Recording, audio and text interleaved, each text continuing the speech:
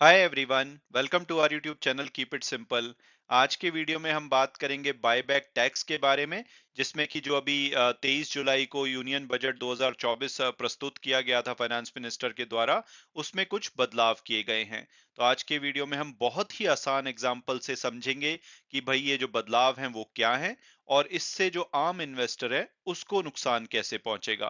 तो आज के वीडियो में हम इस टॉपिक को बहुत ही डिटेल में समझेंगे, और आगे बढ़ने से पहले अगर आपने अभी तक चैनल को सब्सक्राइब नहीं किया तो प्लीज सब्सक्राइब करके हमें मोटिवेट कीजिए।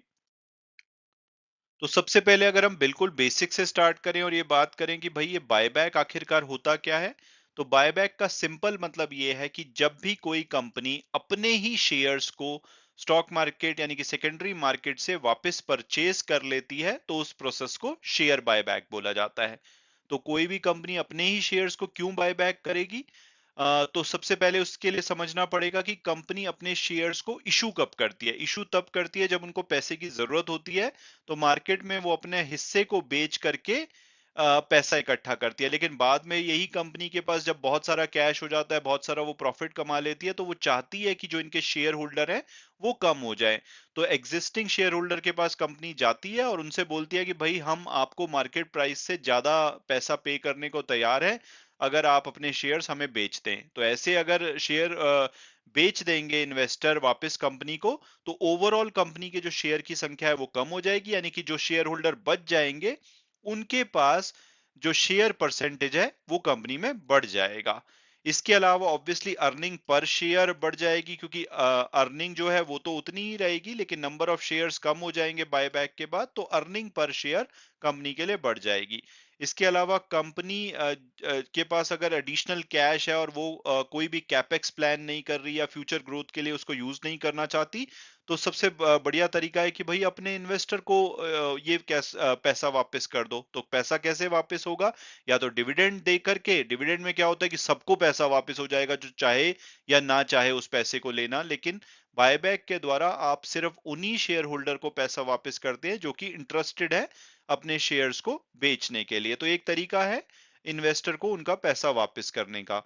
और इससे क्या होता है कि कई बार मोस्टली क्या देखोगे कि आप कंपनी जो बायबैक है वो मार्केट प्राइस से ज्यादा पे करती है, तो उससे ये कॉन्फिडेंस दिखाती है कि भाई जो हमारा शेयर है वो अंडर वैल्यूड है, उसकी एक्चुअल वैल्यू ज्यादा है, तभी हम उतना पैसा अपने शेयर के लिए देने को तैयार हैं। तो उसके बाद आप देखेंगे बायबैक के बाद नॉर्मली कंपनी का शेयर प्राइस बढ़ने लग जाता है। तो ये सभी कारण है जिसकी वजह से कंपनी कोई भी बायबैक करती है। और अब अगर बात की जाए करंट प्रोसेस की, यानी कि बजट आने से पहले जो बायबैक के टैक्स की प्रोसेस थी वो क्या थी, और ये जो प्रोसेस है वो 1 अक्टूबर 2024 को जाकर के चेंज होगी, यानी कि 30 सितंबर तक यही प्रोसेस रहेगी। अगर कोई कंपनी बायबैक करती है 30 सितंबर तक, तो यही प्रोसेस टैक्स की रहेगी, लेकिन 1 अक्टूबर 2024 को ये प्रोसेस बदल जाएगी। तो अभी क्या होता है? अभी जब भी कोई कंपनी बायबैक करती है तो टैक्स की जो जिम्मेदारी है वो कंपनी के ऊपर होती है। जैसे अगर हम एक एग्जांपल से समझे, मान लीजिए टीसीएस बायबैक करती है अपने शेयर को मार्केट से, और वो 4500 रुपए पे डिसाइड करती है कि भाई हम अपने शेयर्स को बायबैक करेंगे, और उसको मान लीजिए कि आईपीओ के टाइम पे या बाद में कभी 1000 रुपए पे उन शेयर्स को इशू किया गया था, तो उनको 3500 रुपए, यानी कि जो बायबैक प्राइस है और जो उसका ओरिजिनल प्राइस था उसका जो डिफरेंस होता है, उसके ऊपर कंपनी को टैक्स देना पड़ता है। तो ये टैक्स कितना होता है?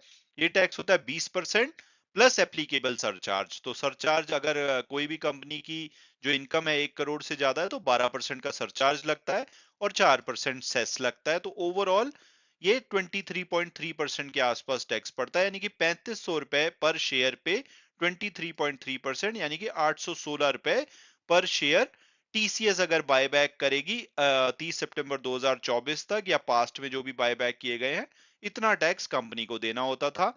और जो इन्वेस्टर है वो बायबैक में पार्टिसिपेट करता था, यानी कि अपने शेयर कंपनी को वापस कर देता था, तो उसको कोई भी टैक्स नहीं पड़ता था। नॉर्मली कोई इन्वेस्टर है वो अपने शेयर मार्केट में बेचेगा। पहली बात तो जो बायबैक प्राइस है वो मार्केट प्राइस से ज्यादा होता है, यानी कि वो मार्केट में बेचेगा, वो 4200 4300 पे बेचेगा, और मान लीजिए कि उसने 3000 पे खरीदे थे, तो 1200 या 1300 का जो उसको प्रॉफिट होगा उसके ऊपर या शॉर्ट टर्म कैपिटल गेन या लॉन्ग टर्म कैपिटल गेन, यानी कि 12.5% या 20% वो टैक्स देगा।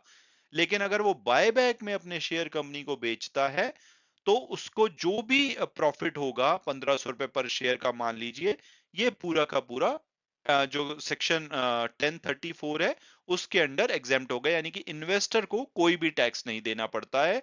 तो इसलिए बढ़ चढ़ के जो इन्वेस्टर है वो बायबैक में पार्टिसिपेट करते हैं। तो ये दोनों ही, यानी कि इन्वेस्टर के लिए भी फायदेमंद है कि एक तो उनको ज्यादा मार्केट प्राइस से ज्यादा पे मिल रहा है, टैक्स कुछ नहीं देना पड़ रहा है, और कंपनी के लिए भी फायदेमंद है क्योंकि कंपनी का जो पर्पस है कि भैया जो एग्जिस्टिंग शेयर्स हैं उनको खरीद के ओवरऑल ईपीएस और शेयर प्राइस को इम्प्रूव किया जाए, वो भी कंपनी कर पाती है। और अब अगर बात की जाए कि भाई आने वाले टाइम में इसमें क्या बदलाव होगा, तो जो फाइनेंस बिल 2024 प्रेजेंट किया गया था 23 जुलाई 2024 को, यानी कि आम बजट, उसमें ये बोला गया है कि 1 अक्टूबर 2024 से जो सेक्शन 115 क्यूए है, ये वही सेक्शन है जिसके अंतर्गत कंपनी जो है वो बायबैक के जो प्राइस है उसके ऊपर टैक्स देती थी, इसको हटा दिया जाएगा। और जो भी टैक्स की जिम्मेदारी है वो इन्वेस्टर के ऊपर चली जाएगी। और प्रॉब्लम यह है कि जो भी इन्वेस्टर बायबैक में पार्टिसिपेट करेंगे उनका 100% जो पैसा है उसको डीम्ड डिविडेंड माना जाएगा। तो इसको अभी हम एग्जांपल से समझेंगे।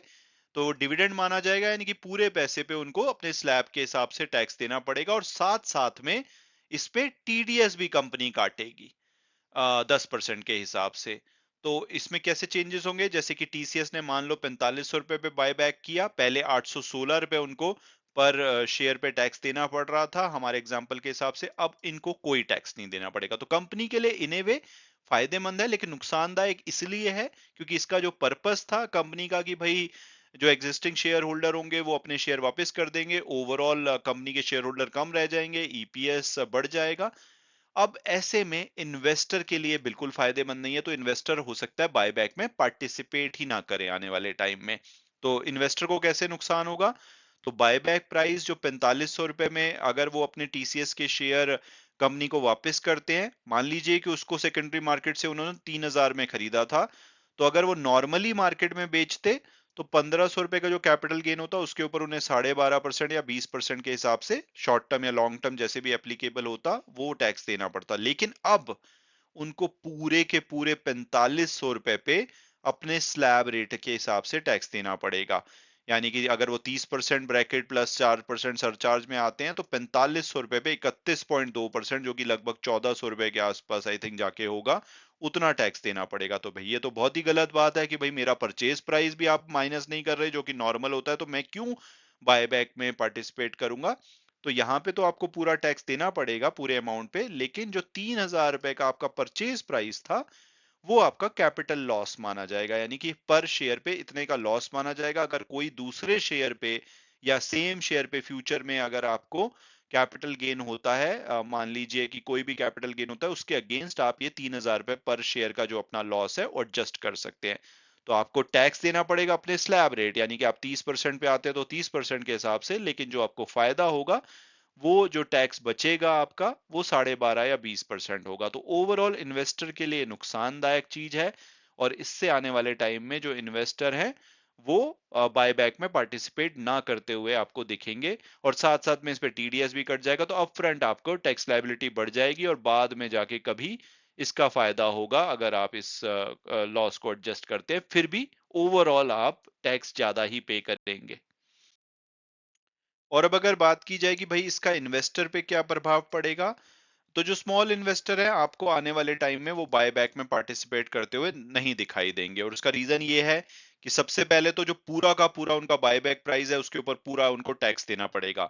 हाँ, परचेज प्राइस में जो कैपिटल लॉस उनको मिलेगा उसका फायदा उनको मिलेगा, लेकिन अगर मान लो उस साल उनको कैपिटल गेन ही नहीं होता एडजस्ट करने के लिए, तो तब भी वो 8 साल तक इसको कैरी फॉरवर्ड कर सकते हैं, यानी कि उनको काफी लंबे समय तक वेट करना पड़ेगा परचेज प्राइस के टैक्स को एडजस्ट करने के लिए। लेकिन इमीडिएटली उनको पूरा का पूरा अपने स्लैब रेट के हिसाब से बायबैक अमाउंट पे टैक्स देना पड़ेगा। इसके अलावा 10% टीडीएस तो पहले दिन ही कट जाएगा, यानी कि आपको रिटर्न फाइल करने तक की भी वेट नहीं करनी है। तो ऐसे में क्या होता है, स्मॉल इन्वेस्टर क्यों पार्टिसिपेट करते थे बायबैक में, कि भाई पहले तो उनको मार्केट प्राइस से ज्यादा अच्छा प्राइस मिलता था, दूसरा वो सारा का सारा कैपिटल गेन टैक्स फ्री होता था। तो ये फायदा हट गया, तो अब ये पार्टिसिपेट नहीं करेंगे। दूसरा, जो कैपिटल लॉस है वो ये माना जा रहा है कि भाई कैपिटल गेन के अगेंस्ट आप एडजस्ट कर लेंगे, लेकिन कोई बंदा जो रेगुलर मार्केट में नहीं इन्वेस्ट करता है या बहुत ज्यादा एक्टिव नहीं है, तो हो सकता है उसको पहली बात तो कैपिटल गेन ना हो, ठीक है जी। उस केस में आप 8 साल तक कैरी फॉरवर्ड कर सकते हैं। लेकिन मान लो मुझे 8 साल में भी ना हो या बहुत लेट हो, तो इसके जो फायदे हैं वो बहुत ही बेकार है, यानी कि अपफ्रंट जो पूरा का पूरा टैक्स डीम डिविडेंड की तरह देना पड़ रहा है, ये खराब है। तो अब कंपनी क्या करेगी, कंपनी देखेगी भाई अभी तो बायबैक के फायदे होते थे, डिविडेंड देते थे तो स्लैब रेट के हिसाब से इन्वेस्टर को टैक्स देना पड़ता था, लेकिन बायबैक में टैक्स बच जाता था, कंपनी सिर्फ 20% प्लस सरचार्ज प्लस सेस दे देती थी। लेकिन अब देखेंगे कि भाई हम डिविडेंड ही दे देते हैं, डिविडेंड में भी उतना ही टैक्स पड़ेगा बट एटलीस्ट स्ट्रेट फॉरवर्ड होगा, ऐसा नहीं कि भाई पूरा टैक्स अभी दे दो फिर कैपिटल लो उसको फ्यूचर में आप एडजस्ट करते रहो, एटलीस्ट स्ट्रेट फॉरवर्ड होगा। तो मुझे लगता है कि अब आने वाले टाइम में कंपनीज डिविडेंड को ज्यादा प्रेफर करेंगी। और इस चीज का साफ साफ आप इम्पैक्ट देख भी रहे हैं, जैसे कि जब से बजट आया है उसके 11 दिन के अंदर 11 कंपनीज ने बायबैक अनाउंस किया है, यानी कि वो कोशिश कर रही हैं कि 30 सितंबर तक अपने बायबैक निपटा लें, ताकि ये जो नुकसान होना है आगे 1 अक्टूबर से वो नहीं होगा। तो नॉर्मली जो 2023 में 4 बायबैक ऑन मंथली एवरेज रहती थी, वो बढ़ करके आप देखेंगे कि बजट के बाद 11 दिन में 11 बायबैक अनाउंस कर दिए गए हैं। इंडस टावर अपना बायबैक लेकर के आ रही है, टीटी के प्रेस्टीज, धानुका एग्रीटेक, इसके अलावा सेरा सैनिटरीवेयर ने भी आज अपना बायबैक अनाउंस किया है। तो ओवरऑल बायबैक करेंगी फटाफट कंपनीज जितना कर सकेंगी, और उसके बाद आप 1 अक्टूबर के बाद अगर कुछ भी इसमें बदलाव नहीं किए गए तो आप देखेंगे कि बहुत कम बायबैक आया करेंगे। तो सरकार आखिरकार ऐसा क्यों कर रही है? तो सरकार ये मानती है कि भाई डिविडेंड अगर कंपनी डिस्ट्रीब्यूट करती है तो उसमें स्लैब रेट के हिसाब से लोग टैक्स देते हैं, लेकिन बायबैक में टैक्स लोग बचा जाते हैं। तो उसको जो टैक्स आर्बिट्रेज है उसको कम करने के लिए कंपनी ऐसा कर रही है, लेकिन आप देखेंगे कि आप बायबैक होगा ही नहीं, तो सरकार सारे लूप होल क्लोज करती जा रही है। मैं उम्मीद करता हूं कि आपको इस वीडियो के माध्यम से बायबैक टैक्स समझ आया होगा और आपने कुछ नया जाना होगा। Thanks so much for watching the video and God bless you all.